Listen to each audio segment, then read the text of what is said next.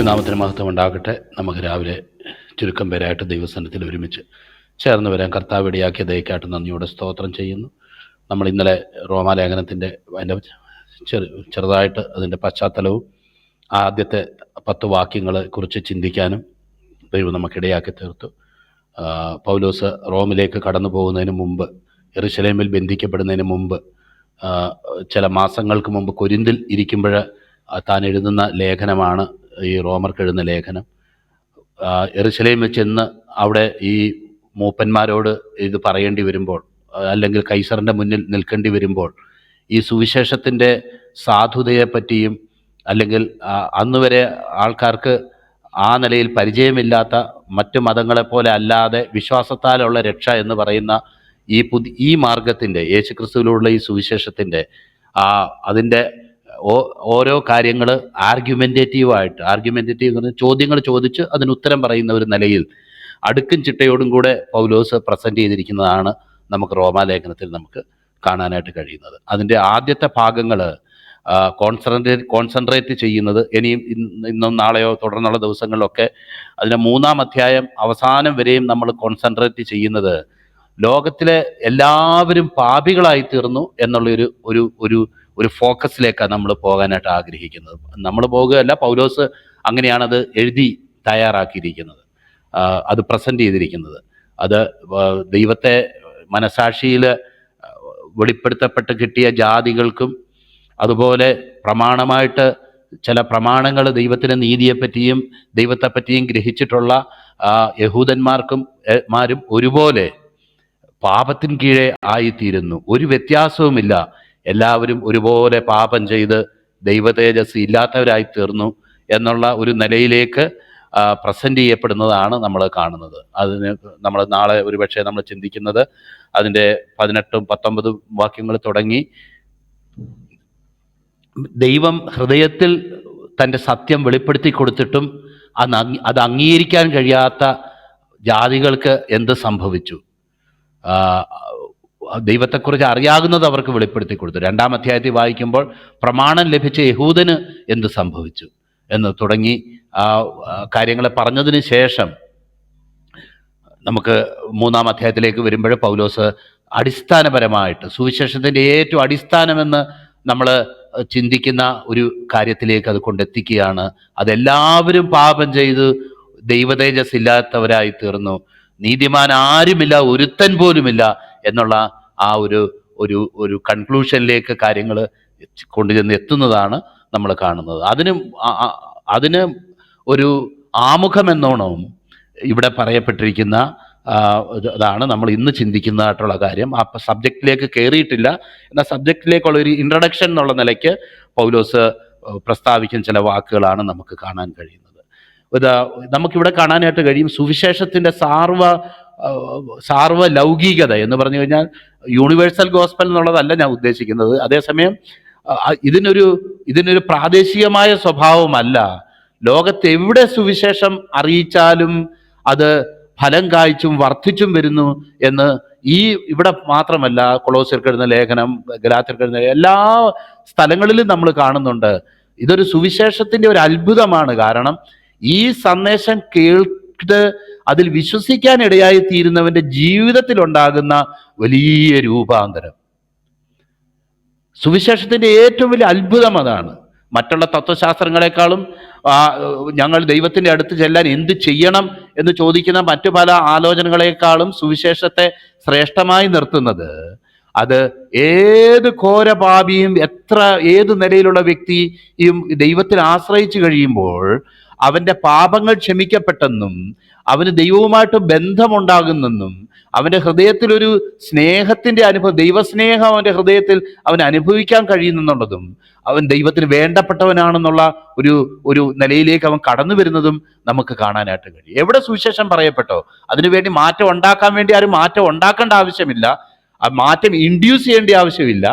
സുവിശേഷം എവിടെ പറയപ്പെടുന്നോ അവിടെയൊക്കെ സ്വാഭാവികമായിട്ട് ഉണ്ടാകുന്ന ഒരു വ്യത്യാസമാണ് ജീവിതത്തിൽ ഉണ്ടാകുന്ന വ്യത്യാസം. ദൈവവുമായിട്ട് ഒരു വ്യക്തി ബന്ധത്തിലേക്ക് വരുമ്പോൾ അവന്റെ ആത്മാവിലും അവന്റെ മനസ്സിലും അവന്റെ ശരീരത്തിലും വ്യതിയാനങ്ങൾ, അവന്റെ ശരീരത്തിൽ നിന്ന് ഉദ്ദേശിച്ച ബാഹ്യമായ അവന്റെ ഈ ലോക ജീവിതത്തിലും വ്യതിയാനങ്ങൾ ഉണ്ടാകുന്നു എന്നുള്ളതൊരു യാഥാർത്ഥ്യമാണ്. ആ യാഥാർത്ഥ്യം അനുഭവിച്ചതിന്റെ വെളിച്ചത്തിലാണ് നമ്മളെല്ലാം ഇന്ന് ദൈവസന്നിധിയിൽ ഈ പകൽക്കാലമായിരിക്കുന്നത്. അങ്ങനെ അല്ലെങ്കിൽ നമുക്കൊരിക്കലും ഇന്ന് ആയിരിക്കാനായിട്ട് കഴിയത്തില്ല. ഇത് ഏതോ ഒരു തിയറി, എത്രയോ മഹാന്മാർ തിയറികൾ പറഞ്ഞേച്ചു പോയി. ഇതും ആ കൂട്ടത്തിലൊരു തിയറി എന്നുള്ളതല്ല. സുവിശേഷത്തിന് മാത്രമേ ജീവിതങ്ങളെ സ്വാധീനിക്കാനും ജീവിതത്തെ രൂപാന്തരപ്പെടുത്താനുമുള്ള ശക്തിയുള്ളൂ എന്നുള്ളതാണ് യാഥാർത്ഥ്യം. ഇപ്പം നമുക്കറിയുന്ന ഒരു പാട്ടുണ്ടല്ലോ, നമ്മുടെ ഇടയ്ക്ക് ഇവിടെ വന്ന് ഷെയർ ചെയ്യാറുള്ള ബിജോ പാസ്റ്റർ താമസിക്കുന്ന സ്ഥലത്ത് ഹരിയാനയിൽ അദ്ദേഹത്തിന്റെ അവിടെ തന്നെ ഉള്ള ഒരു KD ഭട്ട് എന്ന് പറയുന്ന പാസ്റ്റർ എഴുതിയ ആ പാട്ട്, യേശു എന്നുള്ളത്തിൽ വന്ന നാളിൽ, യേശു എന്നുള്ളത്തിൽ വന്ന നാളിൽ എന്തു മാറ്റം വന്നു എന്നിൽ, തന്നെ ഞാൻ ഉള്ളത്തിലേറ്റതാലേ, തന്നെ ഞാൻ ഉള്ളത്തിൽ ഏറ്റതാലേ എന്നു മാറ്റം വന്നു എന്നിൽ, പൊന്നിണം തന്നെൻ വിലയായി വീണ്ടുകൊള്ളുവാൻ എന്നുമെന്നും ഞാനവൻ്റെ ഒന്നു മാത്രം, ദേഹമെന്തേഹിയൻ ആത്മാവും, ദേഹമെന്തേഹിയൻ ആത്മാവും എന്തു മാറ്റം വന്നു എന്നിൽ. സുവിശേഷത്തിന് വലിയൊരു അത്ഭുതമാണ്. കർത്താവ് നീ എൻ്റെ ജീവിതത്തിലേക്ക് കടന്നു വന്നപ്പോൾ എന്തൊരു മാറ്റമുണ്ട്. ഇവിടെ നമ്മൾ വായിക്കുന്നു, അതിൻ്റെ 8-ാം വാക്യം മുതൽ ഞാൻ കണ്ണി അവിടെ തുടങ്ങുന്നതുകൊണ്ട് ആ 10-ലല്ല. നിങ്ങളുടെ വിശ്വാസം സർവ്വലോകത്തിലും പ്രസിദ്ധമായിരിക്കുന്നതിനാൽ ഞാൻ ആദ്യം തന്നെ ദൈവത്തിന് യേശുക്രിസ്തു മുഖാന്തരം നിങ്ങൾക്കെല്ലാവർക്കും വേണ്ടി സ്തോത്രം ചെയ്യുന്നു. ഞാൻ ഇടവിടാതെ നിങ്ങളെ ഓർത്തും കൊണ്ട് ദൈവേഷ്ടത്താൽ എപ്പോൾ നിങ്ങളുടെ അടുക്കൽ വരുവാൻ സാധിക്കേണ്ടതിന് എൻ്റെ പ്രാർത്ഥനയിൽ എപ്പോഴും യാചിക്കുന്നു എന്നുള്ളതിന് അവൻ്റെ പുത്രനെ കുറിച്ചുള്ള സുവിശേഷ ഘോഷണത്തിൽ ഞാൻ എൻ്റെ ആത്മാവിൽ ആരാധിക്കുന്ന ദൈവം എനിക്ക് സാക്ഷി. അപ്പോൾ ഇവിടെ ഞാൻ ഒരു കാര്യം പറയാനായിട്ട് ആഗ്രഹിക്കുന്നത്, ഈ പുതിയ നിയമത്തിലെ ഏറ്റവും പ്രായോഗികവും ശ്രേഷ്ഠവുമായ ഒരു അനുഭവം എന്താന്ന് പറഞ്ഞു കഴിഞ്ഞാൽ നമ്മൾ ഇതിനു മുന്നേ ചിന്തിച്ചിട്ടുണ്ട്. അത് കൂട്ടായ്മ എന്ന് പറയുന്നതാണ്. കൂട്ടായ്മയിലൂടെ ദൈവം ഈ കർത്താവ് നമ്മളോടുള്ള കൂട്ടായ്മ, നമുക്ക് സഹോദരങ്ങളോടുള്ള കൂട്ടായ്മ, കർത്താവിനോടുള്ള കൂട്ടായ്മ, ആ നിലയിൽ ഈ കൂട്ടായ്മയാണ് പുതിയ നിയമത്തിന്റെ പ്രായോഗിക തലം എന്ന് പറയുന്നത്. കൂട്ടായ്മയാണ്. വേറെ അർത്ഥത്തിൽ പറഞ്ഞാൽ ദൈവവചനത്തിൽ നമ്മൾ വായിക്കുന്നു, ഏലീശായുടെ ഒരു ഉദാഹരണം, അത് ഈ ഉദാഹരണം പറയുന്നത് മനസ്സിലാകാൻ വേണ്ടിയിട്ടാണ്. ആ ശൂന്യംകാരത്തിയുടെ മകൻ മരിച്ചപ്പോൾ ആ പ്രവാചക ശിഷ്യൻ കൊണ്ടുപോയി ഒരു വടി അവൻ ആ കുഞ്ഞിന്റെ മേത്ത് വെക്കുന്നതാണ് കാണുന്നത്. കുഞ്ഞിനൊന്നും സംഭവിച്ചില്ല. എന്നാൽ ഏലീശ ആ കുഞ്ഞിനോട് ചേർന്ന് അംഗം പ്രത്യംഗമായി ചേർന്ന് കിടന്നപ്പോൾ അവന് ജീവൻ വന്നു എന്ന് പറയുന്ന പോലെ ഒരു ഹൃദ്യമായ, നീ എൻ്റെ ശബ്ദം കേട്ട് വാതിൽ തുറന്നാൽ ഞാൻ നീ എന്നോടും കൂടി അത്താഴം കഴിക്കും എന്നുള്ള നിലയിലുള്ള ഹൃദ്യമായ കൂട്ടായ്മയാ പുതിയ നിയമത്തിന്റെ ഒരു അന്തസത്ത എന്ന് പറയുന്നത് തന്നെ. അപ്പൊ നമ്മൾ ഉദ്ദേശിക്കുക, ചോദിക്കുക, ഇപ്പം ഞാൻ ആ സഹോദരനെ കാണുന്നതും ഒരുമിച്ച് ചെറു നേരം പ്രാർത്ഥിക്കുന്നതും ദൈവഹിതമാണോ എന്ന് ഒരുത്തൻ ചോദിക്കേണ്ട ആവശ്യമില്ല. അതെപ്പോഴും ദൈവഹിതം തന്നെയാ, unless until directed by the holy spirit. അതെപ്പോഴും പ്രത്യേകിച്ച് വെളിപ്പാട് വേണ്ടാത്ത ചില കാര്യങ്ങളാണ് ഈ കൂട്ടായ്മ, സ്നേഹം, അനുസരണം. ഇതിനൊന്നും പ്രത്യേകിച്ച് വെളിപ്പാട് വേണ്ട. കർത്താവെ ഞാൻ അനുസരിക്കണോ? അയ്യോ, അനുസരിച്ചോ, ഒരു പ്രത്യേക വെളിപ്പാടോ ദർശനമോ ഒന്നും അതിന് വേണ്ട ആവശ്യമില്ല എന്ന് പറയുന്ന പോലെ തന്നെ ഒരു വീണ്ടും ജനിക്കപ്പെട്ട ദൈവത്തിന്റെ പൈതലിന്റെ ഹൃദയത്തിലെ ആഗ്രഹമാ അതുപോലെ വിശ്വസിക്കുകയും അതുപോലെ ആയിരിക്കുകയും ചെയ്യുന്ന ദൈവ പൈതങ്ങളോടും കർത്താവിനോടും അവന് കൂട്ടായ്മ ആചരിക്കണം എന്നുള്ള ആഗ്രഹം നമുക്കറിയാമല്ലോ. അപ്പൊ ഈ കൂട്ടായ്മയിലൂടെ ഈ വിശ്വാസവും സ്നേഹവും വചനവും ധൈര്യവും ഒരു വ്യക്തിയിൽ നിന്ന് ഒരു വ്യക്തിയിലേക്ക് പകരപ്പെടുന്നത്. നമ്മളൊക്കെ ഈ ടയർ റീട്രേഡ് ചെയ്യുന്ന കടയിൽ പോയിട്ടുള്ളതെങ്കിൽ കാണാം. കാരണം ഒരു റബ്ബറൊക്കെ ഇതാക്കിയിട്ട് അവസാനം ഈ സാധനം ഒരു ആവി വരുന്ന ഒരു ഇതിൻ്റെ ഉള്ളിലേക്ക് കയറ്റി വെക്കുക ചെയ്യുന്നത്. അതിന് എന്തുവാ ഒരു പാറ്റേൺ എന്നല്ല ഇതിന് പറയുന്നത്, വേറൊരു പേരുണ്ട്, നമുക്കറിയാം. അത് വെച്ച് കുറച്ചു നേരം അതിൻ്റെ ഉള്ളിൽ വെച്ച് കഴിയുമ്പോൾ ഇതിൻ്റെ ഉള്ളിലുള്ള ഗ്രൂവുകളെല്ലാം ഈ റബ്ബറിന്റെ പുറത്ത് അല്ലെങ്കിൽ ആ ടയറിന്റെ പുറത്താകുന്നത് നമുക്ക് കാണാം.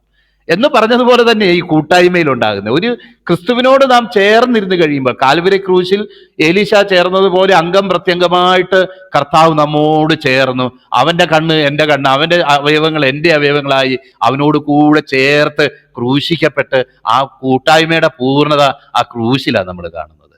അപ്പം അതേ നിലയിൽ നമ്മൾ നമ്മുടെ സഹോദരങ്ങളോട് അതുപോലെ ഹൃദയപരമായിട്ട് സ്നേഹപൂർവമായിട്ട് ആത്മാവിൽ ചേർന്നിരിക്കുന്ന ഒരു അനുഭവമാണ് പുതിയ നിയമത്തിൽ ഈ കൂട്ടായ്മ എന്നുള്ളത്. അങ്ങനെ ഒരു കൂട്ടായ്മയിലൂടെ മാത്രമേ ദൈവീകമായിട്ടുള്ള സ്നേഹവും ദൈവീകമായിട്ടുള്ള കാര്യങ്ങളും ഒരാളിൽ നിന്ന് ഒരാളിലേക്ക് പകരപ്പെടുകയുള്ളൂ. ഇത് വടിവെക്കുന്ന പോലെ വെക്കാൻ കഴിയുന്ന ഒരു സാധനമല്ല. എന്തെങ്കിലും കാര്യങ്ങൾ പറഞ്ഞ് നീ ഇങ്ങനെ ചെയ്യുന്നു പറഞ്ഞു വെച്ച് പോകുന്ന കാര്യമല്ല. നമുക്കറിയാമല്ലോ, കുഞ്ഞുങ്ങളെ വളർത്തിയിട്ടുള്ള നമുക്കൊക്കെ അറിയാം. പലപ്പോഴും കുഞ്ഞുങ്ങളോട് ഒരു 10 നിർദ്ദേശം പറഞ്ഞിട്ട് പോകുക. എടാ അങ്ങനെ ചെയ്യരുത്, ഇങ്ങനെ ചെയ്യരുത്, കിണറ്റിൻ്റെ അടുത്ത് പോകരുത്, ഗ്യാസ് കത്തിക്കരുത് എന്നൊക്കെ പറഞ്ഞേച്ച് പോവുക. പലപ്പോഴും നമുക്കറിയാം, നമ്മൾ പറഞ്ഞ ചില കാര്യങ്ങളൊക്കെ അവർ ലംഘിക്കും. ചെയ്യരുതെന്ന് പറഞ്ഞത് തന്നെ ലംഘിക്കും. കാരണം അവിടെ ചില ഡൂസ് ആൻഡ് ഡോൺസിന്റെ ആവശ്യമല്ല വേണ്ടത്. ഇത് ആര് ഈ നിർദ്ദേശങ്ങൾ പറയുന്നോ ആ വ്യക്തിയുടെ സാന്നിധ്യം അവിടെ വേണ്ടിയത്. അതുകൊണ്ട് ഞാൻ എനിക്കിത് എൻ്റെ കുടുംബജീവിതം തുടങ്ങിയ സമയത്തെ ഇടയ്ക്ക് എൻ്റെ ഭാര്യയോടൊക്കെ ഞാൻ പറഞ്ഞാണ്, നമ്മുടെ കൂട്ടായ്മയാ കുഞ്ഞുങ്ങൾക്ക് വേണ്ടിയേ, ചില നിർദ്ദേശങ്ങളല്ല എന്ന് പറയുന്നത് പോലെ തന്നെ ഇവിടെ പൗലോസ് പറയുക, ഞാൻ നിങ്ങളെ കാണാൻ ആഗ്രഹിക്കുന്നു. 3 വാക്യങ്ങൾ നമുക്കറിയാമല്ലോ, അവിടെ എഴുതിയിട്ടുണ്ട്. 9-ാം വാക്യം, 12-ാം വാക്യം, 13-ാം വാക്യം. ഇതൊക്കെ പറയുന്നത് ഞാൻ നിങ്ങളെ കാണാൻ ആഗ്രഹിക്കുന്നു, കൂട്ടായ്മ ആചരിക്കാൻ ആഗ്രഹിക്കുന്നു. എൻ്റെ ജീവിതത്തിലെ വലിയൊരു ആഗ്രഹമായിരുന്നു കർത്താവിനെ അറിഞ്ഞ നാൾ മുതൽ അത് റോമയിലും കടന്നു വന്ന് സുവിശേഷം അറിയിക്കണമെന്നും, എന്നെക്കുറിച്ച് ദൈവത്തിന്റെ പരിശുദ്ധാത്മാവിന്റെ അരുളപ്പാടുകൾ ഇതര ദാസന്മാർ മുഖാന്തരവും എന്നോടും ദൈവത്തിന്റെ ആത്മാവ് സംസാരിച്ചിട്ടുണ്ട്. That I have to stand as a witness in Rome. റോമിൽ പോയി കർത്താവിന്റെ സാക്ഷ്യം വഹിക്കണമെന്നുള്ളത് എന്നോട് പറഞ്ഞിട്ടുണ്ട്. എന്നാൽ ഇന്ന് വരെ അതിനുവേണ്ടി ഒരു വഴി തുറക്കപ്പെട്ടിട്ടില്ല. എന്നാൽ അവിടെ ഞങ്ങൾ ആരും കടന്നു വരാതെ തന്നെ ചില ദൈവമക്കൾ കടന്നു പോവുകയും അവിടെ സഭയുണ്ടാകുകയും ചെയ്ത ആ വാർത്ത കേട്ടപ്പം മുതൽ കർത്താവേ, എനിക്ക് റോമാ നഗരത്തിലേക്ക് കടന്നു പോവുകയും അവിടെയുള്ള വിശുദ്ധന്മാരെ കാണുകയും അവരോട് കൂട്ടായ്മ ആചരിക്കുകയും എന്ന് മാത്രമല്ല, അങ്ങനെയുള്ള ഒത്തൊരുമിച്ചുള്ള കൂട്ടായ്മയിൽ അവർക്കും എനിക്കും ഒരാശ്വാസം ഉണ്ടാകുകയും അത് മുഖാന്തരം ചില ആത്മീയ കൃപാവരങ്ങൾ അവരിലേക്ക് പകരപ്പെടുകയും വേണം എന്നുള്ള വലിയൊരാഗ്രഹം. ഒരു സുവിശേഷകനായിട്ട്, ഒരു പാസ്റ്ററായിട്ട്, അല്ലെങ്കിൽ ഒരു ദൈവവേലക്കാരനായിട്ട് വിളിക്കപ്പെട്ട എല്ലാ വ്യക്തികളുടെയും ആഗ്രഹമാണ് പുതിയ പുതിയ സ്ഥലങ്ങളിൽ കടന്നു പോവുകയോ അല്ലെങ്കിൽ നമുക്കറിയുകയോ പരിചയമുള്ളവരോ അല്ലെങ്കിൽ നമ്മൾ പ്രാർത്ഥിക്കുകയോ ചെയ്യുന്ന വ്യക്തികളുമായിട്ട് ഉള്ളൊരു കൂട്ടായ്മ നമുക്ക് വേണം എന്നുള്ളത് അതൊരു തെറ്റല്ല. ഒരു ദൈവ പൈതലിന്റെ ഒരു അടയാളമാണ്. കാരണം ചില പ്രത്യേക രാജ്യങ്ങളിലുള്ള ആൾക്കാരുമായിട്ടുള്ള കൂട്ടായ്മ ആചരിക്കുന്നവരെ കുറിച്ചല്ല പറയുന്നത്, അത് വേറൊരാഗ്രഹമാണ്. എന്നാൽ സാർവലൗകികമായിട്ടുള്ള ക്രിസ്തുവിന്റെ സഭയിലുള്ള അവരുമായിട്ടുള്ള ആ അവസരം ലഭിക്കുമ്പോഴെല്ലാം കൂട്ടായ്മ ആചരിക്കാനുള്ള ഒരാഗ്രഹം. പണ്ട് ഒരു ദൈവത്തിന്റെ വിശുദ്ധൻ പറഞ്ഞിട്ടുണ്ട്, പൗലോസ് ഇതിനെക്കുറിച്ച് കേട്ടിട്ടേ ഉള്ളൂ, റോമയിലുള്ള സഭയെക്കുറിച്ച് കേട്ടിട്ടേ ഉള്ളൂ. അപ്പം അദ്ദേഹം ഇങ്ങനെ പറഞ്ഞേക്കുന്നത്, അദ്ദേഹത്തിന്റെ പേര് ഞാൻ മറന്നുപോയി, നമ്മുടെ ICPF ഡി ജോഷ സാർ ഇടയ്ക്കിടയ്ക്ക് പറയുന്ന ഒരു വാക്ക് ഏതാന്ന് വെച്ച് കഴിഞ്ഞാൽ, information leads to intercession and intercession leads to involvement. ഇപ്പം എനിക്കൊരു നാട്ടിലുള്ള കാര്യത്തെക്കുറിച്ച് അറിയത്തില്ല. നെഹമ്യാവ് അവിടെ ഇരിക്കുമ്പോൾ മതില് ചുട്ടും തകർന്നും കിടക്കുന്നു എന്നുള്ള ഇൻഫർമേഷൻ ആദ്യം വരുന്നത്.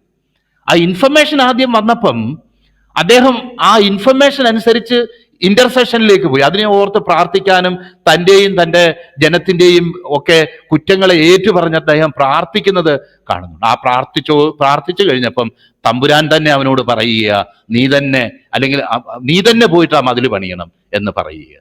പലപ്പോഴും നമ്മൾ പലപ്പോഴും പോകാനാ പലപ്പോഴും ആഗ്രഹിക്കുന്നത്. എന്നാൽ ആദ്യം പ്രാർത്ഥിക്കുകയും അല്ലെങ്കിൽ ആദ്യം ആ കാര്യങ്ങൾ നമ്മൾ ഗ്രഹിക്കുമ്പോൾ അത് നമ്മളെ പ്രാർത്ഥനയിലേക്കും, പ്രാർത്ഥന നമ്മളെ അതിൽ ഏതെങ്കിലും നിലയിൽ ദൈവം ആഗ്രഹിക്കുന്ന നിലവാരത്തിലുള്ള ഒരു ഇൻവോൾവ്മെന്റിലേക്കും നയിക്കും എന്നുള്ളതാ നമുക്ക് കാണാൻ കഴിയുന്നത്. പൗലോസ് അവിടെ കണ്ടിട്ടില്ല, എന്നാൽ അവരെ ഓർത്ത് പ്രാർത്ഥിക്കുക. ദൈവഹിതത്താൽ എപ്പോഴും വഴി ഒരുങ്ങപ്പെടേണ്ടത്. ചില ട്രാൻസ്ലേഷൻസ് സാത്താൻ നിങ്ങളെ തടുത്തു എന്ന് നിങ്ങൾ അറിയാതിരിക്കരുത് എന്നും കാണുന്നുണ്ട്. അതിന്റെ 13-ാം വാക്യ അവസാനം അങ്ങനെയും നമ്മൾ ചില ട്രാൻസ്ലേഷൻസ് കാണുന്നുണ്ട്. അപ്പോൾ ആഗ്രഹിച്ചുവെങ്കിലും ദൈവഹിതത്താൽ ഇതുവരെ വരാനായിട്ട് സാധിച്ചില്ല എന്നുള്ള ആ വാക്കുകൾക്കായിട്ട് ഞാൻ ദൈവത്തെ സ്തുതിക്കുന്നു. അതിനുവേണ്ടി ചെയ്യുന്ന കാര്യമെന്ന് പറയുന്നത് ഇടവിടാതെയുള്ള പ്രാർത്ഥനയാണ്, കോൺസ്റ്റന്റ് പ്രെയർ. ആ ഒരു വിഷയത്തിന് വേണ്ടി ദൈവഹിതമാണ് റോമിലേക്ക് പോകുന്നതെന്നും തൻ്റെ വിളി ആത്യന്തികമായിട്ട് റോമിലേക്ക് പോകാനുള്ളതാണെന്നും അറിഞ്ഞിട്ട് ദൈവഹിതത്താൽ വഴിയൊരുക്കപ്പെടേണ്ടതിന് വേണ്ടി അതിൻ്റെ ഒരു മെച്യൂറായിട്ടുള്ള ഒരു സമയത്തിന് വേണ്ടി ഇടവിടാതെ ദൈവസന്നിധിയിൽ ഇവരെ ഓർത്ത് പ്രാർത്ഥിക്കുക, വിശുദ്ധന്മാരെ ഓർത്ത് പ്രാർത്ഥിക്കുക. ഒരു ദൈവത്തിന്റെ പൈതലിന് വേറൊരു ദൈവത്തിന് പൈതലിന് വേണ്ടി ചെയ്യാൻ കഴിയുന്ന ഏറ്റവും വലിയ ഉപകാരം എന്താ? അല്ലെങ്കിൽ അങ്ങനെ അല്ലാത്തവർക്ക് വേണ്ടി ചെയ്യാൻ കഴിയുന്ന ഉപകാരം എന്താ? അത് അർത്ഥവത്തായിട്ട് ഹൃദയം നൊന്ത് ഉള്ള പ്രാർത്ഥനയാണ്. ഹൃദയം നൊന്ത് ഉള്ള പ്രാർത്ഥനയാണ്. വ്യക്തികളെ ഹൃദയത്തിൽ വഹിച്ച് സ്നേഹത്തോടെ ഉള്ള പ്രാർത്ഥനയാണ്. അവരുടെ ആത്മീയമായിട്ടുള്ള ഏറ്റവും ബെസ്റ്റിന് വേണ്ടി ആഗ്രഹിക്കുകയും അതിനുവേണ്ടി അഭിലഷിക്കുകയും ചെയ്യുന്നതായിട്ടുള്ള നിലവാരത്തിലുള്ള പ്രാർത്ഥന തന്നെയാണ് ഒരു ആത്മീയ പൈതലിന് വേറൊരു ആത്മീയമായിട്ടുള്ള വ്യക്തിക്ക് ചെയ്യാൻ കഴിയുന്ന ഏറ്റവും വലിയ ഉപകാരം എന്ന് എനിക്ക് ഇതുവരെ തോന്നിയിട്ടുള്ളത്. അതിനേക്കാൾ കൂടുതൽ ഒന്നുമില്ല. ബാക്കി എന്ത് ചെയ്താലും അത് വെള്ളത്തിൽ വരച്ച വര പോലെയുള്ളൂ. എന്നാൽ ആ വ്യക്തിക്ക് വേണ്ടി ദൈവസന്നിധിയിൽ മീനിങ് ഫുൾ ആയിട്ട് പ്രാർത്ഥിക്കാൻ കഴിഞ്ഞാൽ. പിന്നെ വേറൊരു കാര്യം ഞാൻ നോട്ട് ചെയ്യുന്നത്, കൂട്ടായ്മ എന്ന് പറയുമ്പം നമ്മൾ ഉദ്ദേശിക്കുന്നത് ഞാനൊരു ഹൈ പൊട്ടൻഷ്യലുള്ള ഒരാള്, നിങ്ങളൊരു ലോ പൊട്ടൻഷ്യലുള്ള ഒരാള് എന്നുള്ള നിലയ്ക്കല്ല പൗലോസ് ഈ കൂട്ടായ്മയെക്കുറിച്ച് അവിടെ കാണിക്കുന്നത്. കാരണം നിങ്ങൾക്കും എനിക്കും ഒരുമിച്ച് സന്തോഷിക്കാൻ 2 കൊരിന്ത്യർ ലേഖനത്തിൽ ഇതുപോലൊരു വാക്ക് പറയുന്നുണ്ട്. നമ്മളെ ഒരുമിച്ച് ക്രിസ്തുവിൽ ഉറപ്പിക്കുന്നതും അഭിഷേകം ചെയ്യുന്നതും ദൈവമല്ലോ. ദൈവ സഭയെന്നുള്ള ആ ഒരു കാഴ്ചപ്പാട് പ്രാപിച്ച വ്യക്തികൾക്കറിയാം. ഇപ്പൊ ഞാനിപ്പോ ഇവിടെ ഒരു കുറച്ചു പേരുള്ള ഒരു സഭയിൽ ഒരു ഉപദേശിയാണെങ്കിൽ ഈ കൂട്ടായ്മ വളരുന്നത്രേ എനിക്കും വളരാൻ പറ്റത്തുള്ളൂ. അല്ലെങ്കിൽ ഞാൻ വളർന്നത്രേ എൻ്റെ കൂട്ടായ്മയ്ക്കും വളരാൻ പറ്റത്തുള്ളൂ. കൂട്ടായ്മ വളർന്നത്രേ എനിക്കും വളരാൻ പറ്റത്തുള്ളൂ. കാരണം ഈ വളർച്ച എന്ന് പറയുന്നത് വ്യക്തിപരമായിട്ട് ഒറ്റയ്ക്കിരുന്ന് ആർക്കും വളരാൻ കഴിയത്തില്ല. അത് സഭയായിട്ടുള്ള ഒരു വളർച്ചയാണ് എന്നുള്ളത് നമ്മൾ എഫേസ്യർ ലേഖനം പഠിച്ച സമയത്ത് നമ്മൾ ചിന്തിക്കാനിടയായി തീർന്നു. എന്ന് മാത്രമല്ല, നേരത്തെ പറഞ്ഞ പോലെ ഇവിടെ കൂട്ടായ്മയിലേക്ക് കടന്നു വരുമ്പോൾ അവിടെ വലിപ്പച്ചെറുപ്പമില്ല. വലിയവനെന്നോ ചെറിയവനെന്നോ കാശുള്ളവനെന്നോ കാശില്ലാത്തവനെന്നോ കൂടുതൽ ആത്മീയനെന്നോ കുറഞ്ഞ ആത്മീയനെന്നോ ഇല്ല. നമുക്കറിയാമല്ലോ, നമ്മുടെ തന്നെ ചില ലോക്കൽ സഭകളിൽ പലപ്പോഴും നമ്മളിങ്ങനെ കുറച്ച് ദിവസങ്ങളായിട്ട് മൊരഞ്ഞൊക്കെ ഇരിക്കുന്ന സമയത്ത് പുതുതായിട്ട് രക്ഷിക്കപ്പെട്ടു വന്ന ഒരു ദൈവ പൈതൽ വന്ന ഒരു സാക്ഷ്യം പറയുമ്പം ആ സഭയിൽ ഉണ്ടാകുന്ന ഒരു ഉണർവും ഒരു പുതിയൊരു പ്രത്യേക അനുഭവമാണ് ഉണ്ടാവുന്നത്. അത് ഇന്നലെ രക്ഷിക്കപ്പെട്ടു വന്ന അവൻ ഇന്ന് കയറി വന്ന് വാക്ക് പറഞ്ഞതുകൊണ്ട് നമുക്കെന്തോ അറിയാനാന്ന് ഒരു പക്ഷേ ചിന്തിക്കാം. അങ്ങനല്ല, അത് നമ്മളെ ഒന്ന് ഇളക്കുകയും നമ്മളുടെ ഒരു പുതിയ എനർജി അത് പകരുന്നേ. അവൻ ഇന്നലെ രക്ഷിക്കപ്പെട്ടവനാ, ശരിയാ. എന്നാൽ അവൻ പറയുന്ന ഒരു കൊച്ചു പറയുന്ന പോലെ ബാബിൾ ചെയ്യുന്ന ആ വാക്കുകൾക്ക് എന്തുമാത്രം അർത്ഥമുണ്ടെന്ന് നമുക്ക് പലപ്പോഴും തോന്നും, നമുക്ക് ഇതാകും. കാരണം കുഞ്ഞുങ്ങൾ ജനിക്കാത്തതാ ഇന്നത്തെ ദൈവസഭയുടെ ഏറ്റവും വലിയ പ്രശ്നം എന്നുള്ളത്. നാളുകളായിട്ട് ആത്മാക്കൾ രക്ഷിക്കപ്പെടാത്ത ചില സഭകളിൽ പോയാൽ നമുക്കറിയാം.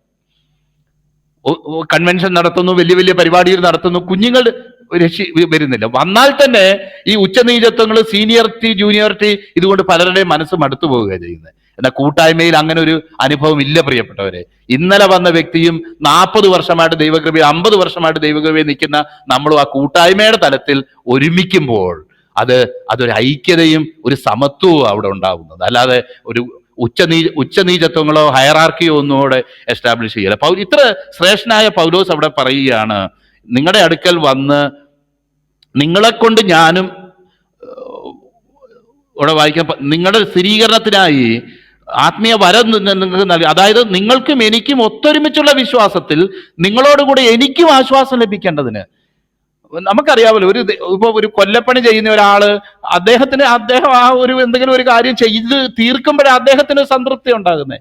വചനം പ്രസംഗിക്കാൻ വിളിക്കപ്പെട്ട ഒരു വ്യക്തി ആ വചനം പ്രസംഗിക്കുമ്പോഴേ ആ വ്യക്തിയെ വിളിച്ച വിളി അദ്ദേഹത്തിൽ ഫുൾഫിൽ ആവുന്നത്. ഈ കഴിഞ്ഞ ദിവസം സോഷ്യൽ മീഡിയയിൽ നമ്മുടെ കൂട്ടത്തിൽ നമുക്കറിയാവുന്ന ഒരു സഹോദരൻ എന്നോട് ഒരു ഫോൺ വിളിച്ചൊരു കാര്യം പറഞ്ഞു, എൻ്റെ ഹൃദയം തകർന്നു. കാരണം ബ്രദറെ, ഈ കൊറോണയൊക്കെ വരുന്നതിന് മുന്നേ ഒത്തിരി അവിടെ ഇവിടെയൊക്കെ പോയി പ്രസംഗിച്ചുകൊണ്ടിരുന്ന ബ്രദർ, ഇപ്പൊ അതിനുള്ള അവസരവും ഇല്ല, സാഹചര്യവും ഇല്ല. അതുകൊണ്ടാണ് ഇച്ചിരി സമയം ഞാൻ ഈ സോഷ്യൽ മീഡിയയെ ഞാൻ പ്രസംഗിക്കാൻ വരുന്നത്. വേറെ ഒരു നിലയിലുമുള്ള ഇതല്ല ബ്രദറെ എന്ന് പറഞ്ഞപ്പോൾ എൻ്റെ ചങ്ക് തകർന്നു. കാരണം കർത്താവെ, ഒരു വചനം പ്രസംഗിക്കാൻ വേണ്ടി വിളിക്കപ്പെട്ടവന് അവൻ ആ ശുശ്രൂഷ നിവർത്തിക്കുമ്പോൾ ഉണ്ടാകുന്ന ഒരു സന്തോഷവും ഒരു ഫുൾഫിൽമെന്റും ഒരു ആശ്വാസവും. പൗലോസ് പറയാം, നിങ്ങളോടുകൂടെ എനിക്കും ഒത്തൊരുമിച്ചുള്ള വിശ്വാസത്തിൽ നിങ്ങളോടുകൂടെ എനിക്കും ആശ്വാസം ലഭിക്കേണ്ടതിന് ഞാൻ നിങ്ങളെ കാണുവാൻ വാഞ്ചിക്കുന്നു എന്ന് പറഞ്ഞ 13 നമുക്കത് ശേഷം ജാതികളിൽ എന്ന പോലെ നിങ്ങളിലും എനിക്ക് ചില ഫലവും ഉണ്ടാകേണ്ടതിന് നിങ്ങളുടെ അടുക്കൽ വരുവാൻ ഞാൻ ഭാവിച്ചുവെങ്കിലും ഇതുവരെ മുടക്കം വന്നു എന്ന് നിങ്ങൾ അറിയാതിരിക്കരുത് എന്ന് ഞാൻ ആഗ്രഹിക്കുന്നു. നോക്കിയാട്ടെ, ഒന്ന് രണ്ട് കാര്യങ്ങൾ കൂടെ പറഞ്ഞിട്ട് ഞാൻ നിർത്താം. നോക്കിയാട്ടെ, എപ്പോഴും യാചിക്കുന്നു. അപ്പം പിന്നെ അദ്ദേഹം പറയുന്ന ഒരു പ്രധാനപ്പെട്ട കാര്യമാണ്, ഞാനൊരു കടക്കാരനാകുന്നു. അത് നമ്മൾ കാണുന്നത് 15-ാം വാക്യം. ഇത് വളരെ നമ്മൾ ധ്യാനിക്കേണ്ട ഒരു വേറെ. അങ്ങനെ റോമയിലുള്ള നിങ്ങളോടും സുവിശേഷം അറിയിപ്പാൻ ഞാൻ ആവോളവും ഒരുങ്ങിയിരിക്കുന്നു. കാരണം 14-ാം വാക്യം, യവനന്മാർക്കും ബർബരന്മാർക്കും ജ്ഞാനികൾക്കും ബുദ്ധിഹീനർക്കും ഞാനൊരു കടക്കാരനാകുന്നു. എൻ്റെ വ്യക്തിപരമായ ജീവിതത്തിൽ ഈ കടം എന്ന് പറയുന്നത് എന്നെ എപ്പോഴും പേടിപ്പിക്കുന്ന ഒരു കാര്യമാണ്. അത് വലിയ എമൗണ്ട് ഒന്നും കൊടുക്കാൻ കാണുകയില്ല. ഒരു 500-1000 രൂപയോ ആർക്കെങ്കിലും കൊടുക്കാനായിട്ട് ഇച്ചിരി വൈകിയാൽ ആദ്യം കിടന്നൊന്ന് ഉറങ്ങി ഒരു 2 മണിയാകുമ്പോൾ എൻ്റെ ഉറക്കം ഉണരും. ഈ ഉറക്കം ഉണർന്നാൽ ആദ്യം എനിക്ക് ഓർമ്മ വരുന്നത്, അയ്യോ ഇന്ന ഒരാൾക്ക് ഇത്ര പൈസ കൊടുക്കാനുണ്ടല്ലോ എന്നുള്ളത് എൻ്റെ മനസ്സിൽ ആദ്യം വരുന്നത്. അതുകൊണ്ട് ഞാൻ കഴിവതും ഈ കടങ്ങൾ ബാക്കി വെക്കുകയില്ല. കാരണം രാത്രിയിൽ പിന്നെ എനിക്ക് ഇതിനെ ഓർത്ത് ഇരിക്കാൻ വയ്യ. അതുകൊണ്ട് അതൊക്കെ കൊടുത്തു തീർക്കും, കഴിവിന്റെ പരമാവധി കൊടുത്തു തീർക്കും. ഇല്ലെങ്കിൽ രാത്രി എനിക്ക് ഇത് ഓർമ്മ വരുന്ന ഉറപ്പാ. അപ്പം ഒരു കാര്യം ആലോചിച്ചു, അതിനേക്കാളും വേറൊരു അവസ്ഥയാണ് ഇവിടെ പറഞ്ഞേക്കുന്നത്. പൗലോസ് പറയുന്നത്, ദൈവം എൻ്റെ കയ്യിൽ ഈ പറയപ്പെടുന്ന ജനതയ്ക്ക് കൊടുക്കാനായിട്ട് വിലയേറിയ ഒരു ഗിഫ്റ്റ് എൻ്റെ കയ്യിൽ തന്നിരിക്കുന്നു. അതാണ് ഈ സുവിശേഷം. ആ സുവിശേഷം ഞാൻ അവരോട് പറയാത്തിടത്തോളം സമയം ഞാനൊരു കടക്കാരനാണ്, ഞാൻ ബാധ്യതപ്പെട്ടവനാണ്. കാരണം എൻ്റെ ഒരു സുഹൃത്ത്, നമുക്കറിയാം ഗൾഫിൽ നിന്നൊക്കെ വരുന്ന ആൾക്കാർ അവിടുന്ന് കുറെ സാധനങ്ങൾ ഇവിടെയുള്ള ചില പ്രിയപ്പെട്ടവർക്കൊക്കെ അവിടുന്ന് വരുന്ന ആൾക്കാരുടെ കയ്യിൽ കൊടുത്തു വിടും. ഇവിടെ വന്നിട്ട് ഗൾഫിൽ നിന്ന് വന്ന ആൾ വീട്ടിൽ അത് വെച്ചോണ്ടിരിക്കുകയാണെങ്കിൽ പിന്നെ അത്, അല്ലെങ്കിൽ വെച്ചോണ്ടിരിക്കുകയാണെങ്കിൽ അവൻ എന്തൊരു ഫീലിംഗാണ് വരുന്നത്. ഇതിങ്ങനെ പല സാഹചര്യങ്ങളുണ്ട്.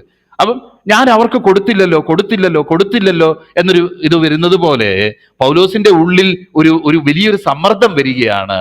ഞാൻ ഈ കടം കൊടുത്തില്ലല്ലോ, ഇതെനിക്ക് സൗജന്യമായി ലഭിച്ചത്, സൗജന്യമായി കൊടുക്കാൻ എന്നെ ഏൽപ്പിച്ചതാണല്ലോ, എന്നാൽ എനിക്കത് കൊടുക്കാൻ കഴിഞ്ഞില്ലല്ലോ.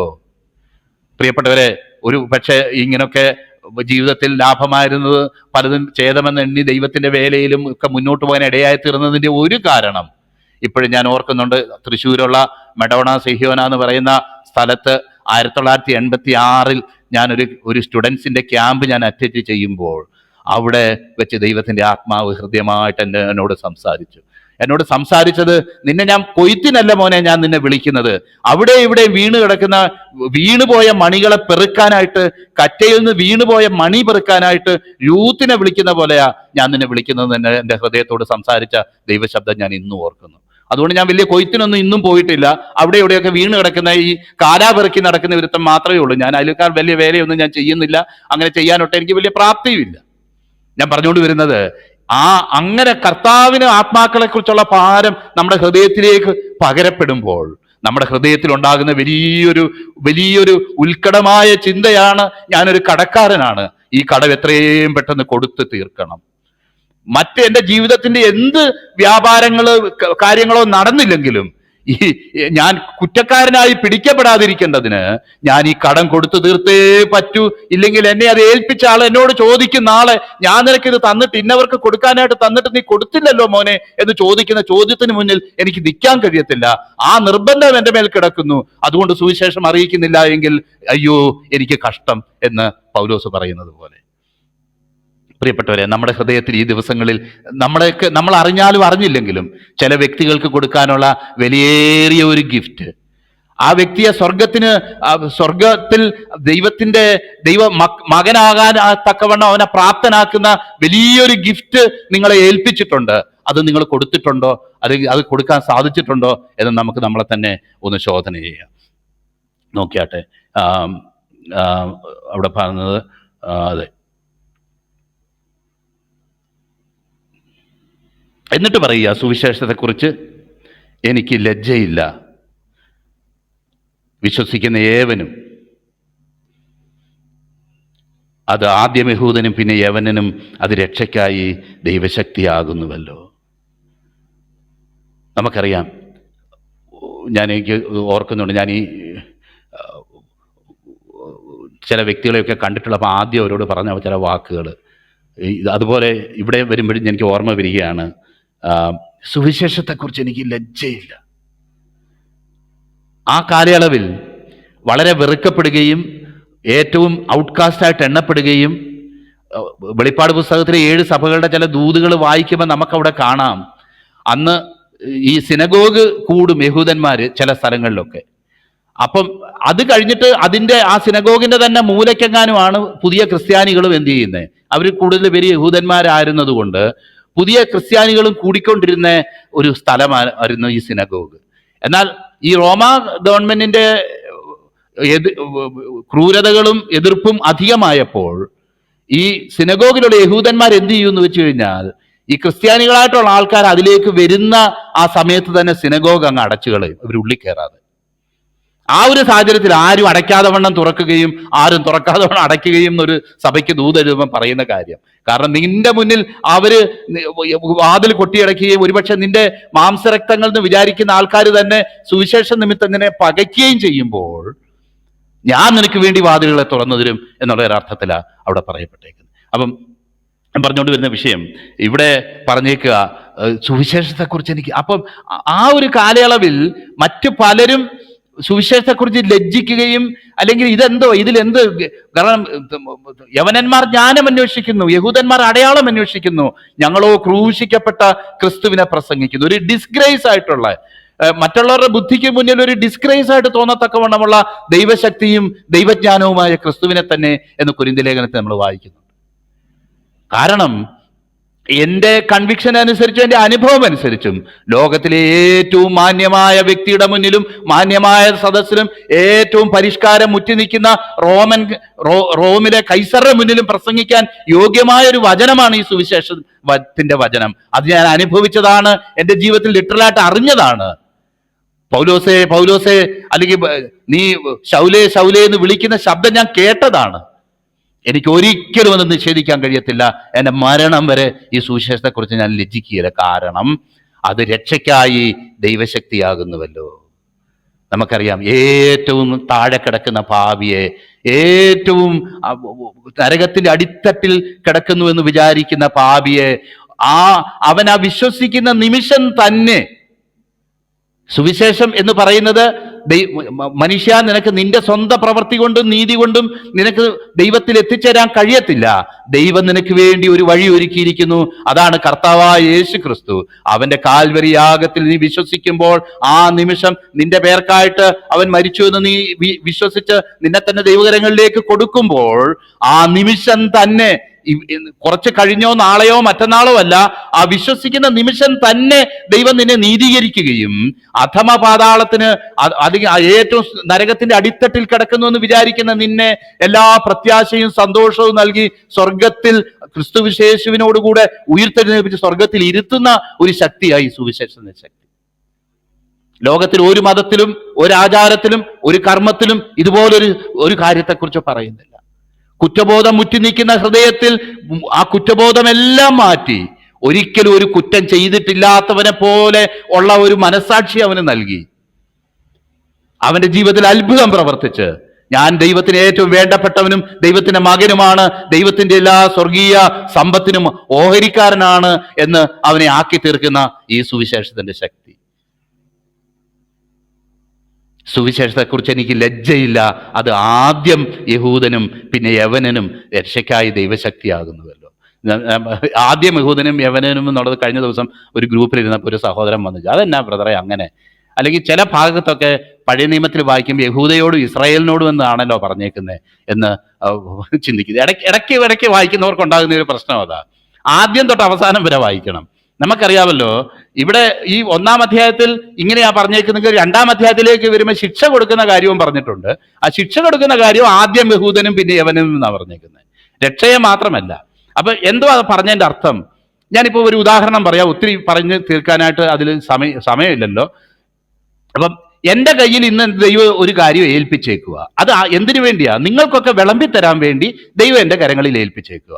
നിങ്ങൾക്ക് ഞാൻ വിളമ്പിത്തരണമെങ്കിൽ എൻ്റെ കയ്യിൽ തരാതെ പറ്റുമോ?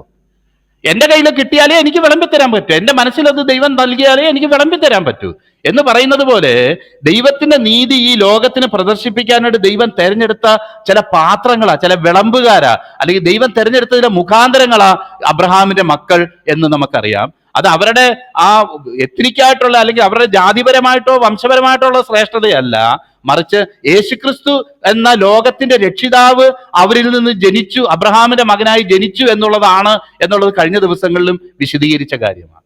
ആ അർത്ഥത്തിൽ സകല ലോകത്തിനും വെളിപ്പെടുത്താനുള്ള ഈ ദൈവനീതിയുടെ സ്രോതസ്സായിട്ട് യേശുക്രിസ്തുവിനെ തെരഞ്ഞെടുത്തത് കൊണ്ട് ആ വംശത്തിലും ജാതിയിലും പെട്ടവർക്ക് ഒരു ആദ്യ പരിഗണന ലഭിച്ചു. ആ പരിഗണന എന്ന് പറയുന്നത് അത് മറ്റുള്ളവർക്ക് വിളമ്പി കൊടുക്കാൻ വേണ്ടിയാ ദൈവം അവരെ വിളിച്ചേക്കുന്നത്, അല്ലെങ്കിൽ മറ്റുള്ളവർക്ക് അത് പ്രകാശിപ്പിച്ചു കൊടുക്കാനായിട്ട് ദൈവനീതിയുടെയും ദൈവസ്നേഹത്തിന്റെയും പ്രദർശനങ്ങളായി പത്രങ്ങളായി അവർ തീരാൻ വേണ്ടിയാ ദൈവം അവരെ വിളിച്ചത്. അല്ലാതെ ദൈവത്തിന് ആരോടും ഒരു പാർഷ്യാലിറ്റിയും ഇല്ല. എന്നാൽ ദൈവത്തിന് ചില മുഖാന്തരങ്ങൾ വേണമല്ലോ ഇത് ഏൽപ്പിച്ചു കൊടുക്കാനായിട്ട്. അപ്പൊ പറഞ്ഞേക്കോ, ആദ്യം യഹൂദനും പിന്നെ യവനനും അത് രക്ഷയ്ക്കായി ദൈവശക്തിയാകുന്നുവല്ലോ. അതിൽ ദൈവത്തിന്റെ നീതി വിശ്വാസത്തിന് ഹേതുവായും വിശ്വാസത്തിനായിക്കൊണ്ടും വെളിപ്പെടുന്നു.